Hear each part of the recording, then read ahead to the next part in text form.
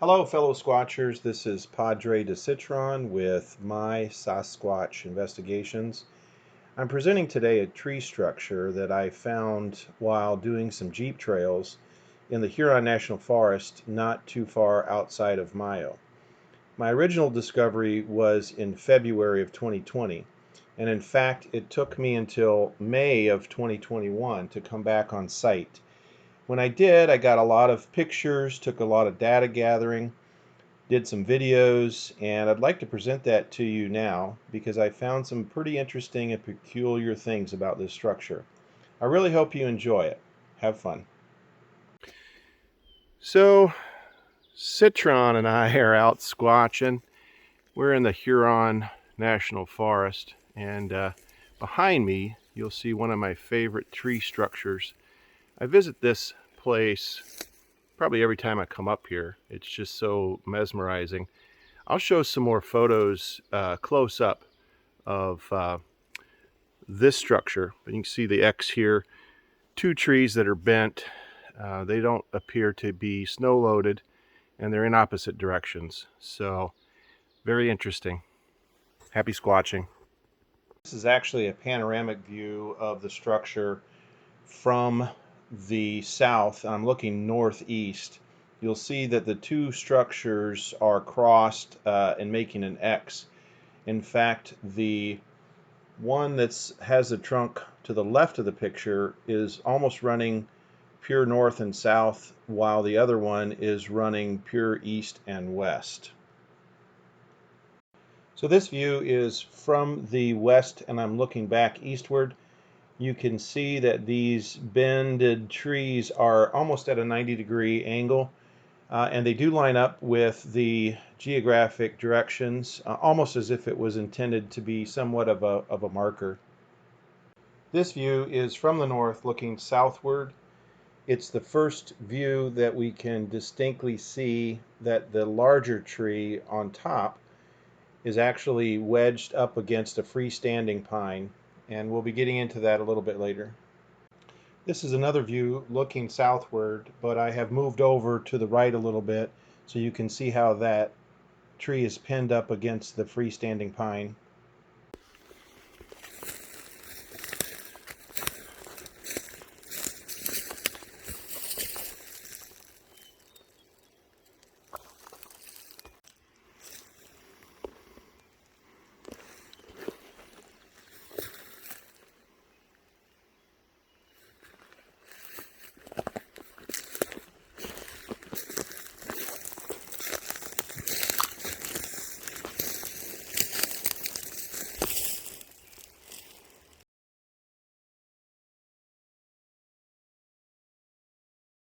So this tree appears to have been bent when it was living and flexible, because if it just fell, you would think that most of these branches would be gone the way that it is so tightly put against that pine.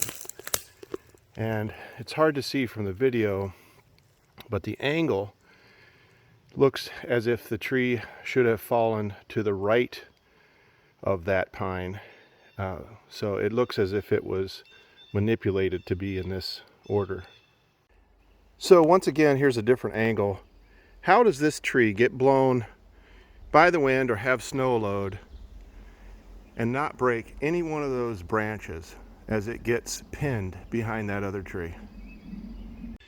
Notice that there are branches on either side where it's pinned up against this pine. Now, how does snow load or wind push it so that it's tucked just like that in the tree? This is a close-up showing branches that are still attached to the bent tree. It was bent, levered to the left, and then placed up against the freestanding tree right in between those branches without breaking them.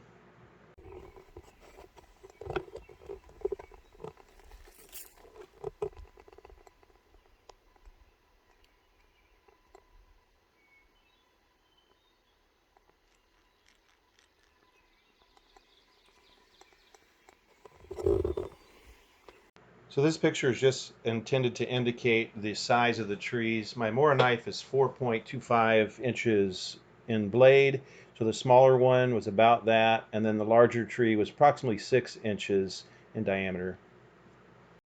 All in, I hope you found this structure as unique as I did.